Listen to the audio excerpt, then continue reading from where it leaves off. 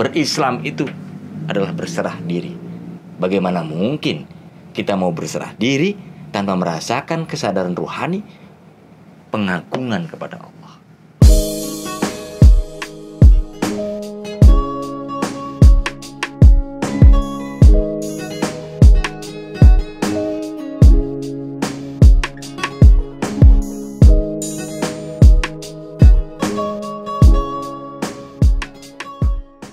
Baik, kita masuk ke poin ketiga.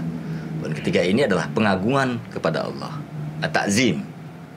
Salat itu isinya adalah pengagungan kepada Allah. Kita ini lemah, kita ini dhaif, gak berdaya. Apalah arti kita?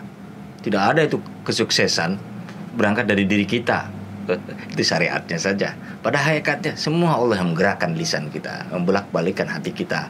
Yang membuat sukses ya Allah juga.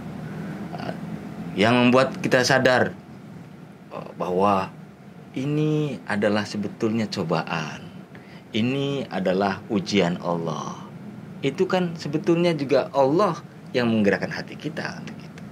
Maka sholat adalah wahana penyadaran kita untuk sadar, untuk mengagungkan Allah. Kita ini tak berdaya. Maka itu harus disadarkan ruhani kita berkali-kali, berulang-ulang. Kita tidak akan pernah sadar kalau tidak diulang-ulang. Jadi ini rumusannya the power of repetition. Gak bisa kita katakan misalnya, wah saya udah biasa sholat, udah 40 tahun saya sholat. Gak ada itu. Sama dengan kita makan, udah biasa itu makan, kita gak usah makan tahun ini. Kan gak bisa begitu. Karenanya ini pahami, sholat itu sadar, bukan mabuk. Jadi kita sadar sholat itu. Paling kita perlu ada tumakninah di beberapa titik rukunnya. Diam, berhenti sejenak untuk membangkitkan rohani kita tanpa suara, tanpa kata. Diam, itu kan jadi rukun. Tumakninah dalam ruku, tumakninah dalam i'tidal, tumakninah dalam sujud, itu perlu. Tapi kemudian sadar lagi, Allahu Akbar. Ganti lagi, Allahu Akbar, pengagungan agar ia muncul, melahirkan kesadaran kita ini kecil bahwa Allah itu agung. Gitu. Yang seperti itu juga bisa ditambahkan dengan pengetahuan kita apa itu pengagungan pada Allah. Maka tidak cukup sholat kita hanya ngerti rukun, syarat dan sunnahnya saja. Apa sih pengagungan itu? Saat kita tunduk kepada Allah, memungkukan tubuh kita, lalu sujud, kepala kita di bawah, paling bawah, ya.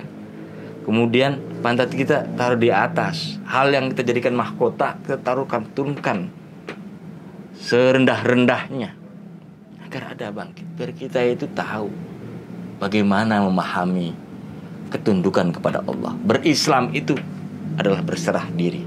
Bagaimana mungkin kita mau berserah diri tanpa merasakan kesadaran ruhani, pengagungan kepada Allah? Kita butuh ilmu yang berkaitan dengan itu untuk memahami bacaannya. Seperti yang tadi, at-tafahum, pemahaman bacaan sholat, ya berkaitan dengan pengagungan nanti. Orang yang tahu tafsir Al-Fatihah dengan orang yang tidak tahu tafsir Al-Fatihah kan berbeda saat sholatnya. Penghayatan makna pengagungan tadi juga bertambah.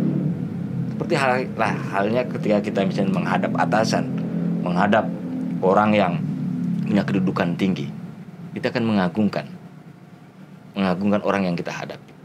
Ketika kita mengungkapkan, tahu kita basa-basi atau tidak, kita serius atau tidak, kita siap dengan planning atau tidak, kita percaya atau tidak kepada dia, itu kan bisa kelihatan dari mimik. Nah, sholat juga harus diungkapkan itu. Bagaimana kita merasa kerdil, bagaimana kita merasa tidak berdaya kepada Allah, kita ada pada zat yang bisa menyelesaikan masalah kita. Pahami sampai ke situ. Bagaimana pengagungan Allah kita sampaikan dalam sholat kita.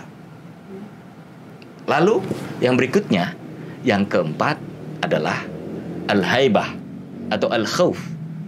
rasa takut kepada Allah.